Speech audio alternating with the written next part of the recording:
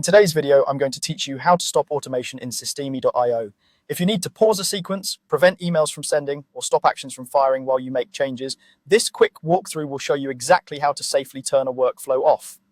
First, log into your System.io account. Once you're in, make sure you're in the correct workspace where the automation was created. This helps you avoid turning off the wrong process, especially if you manage multiple projects or funnels.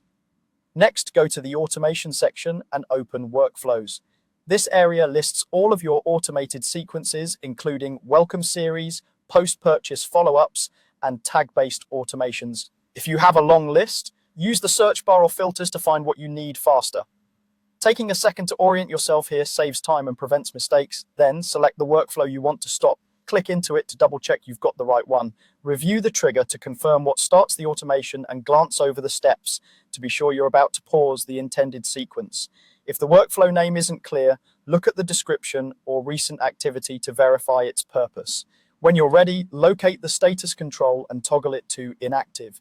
You'll typically see a visual change such as a color shift or a label update that confirms the workflow is now off. From this point, the workflow will not run while it's inactive. That means new contacts won't be added by its trigger, and actions governed by this workflow won't proceed.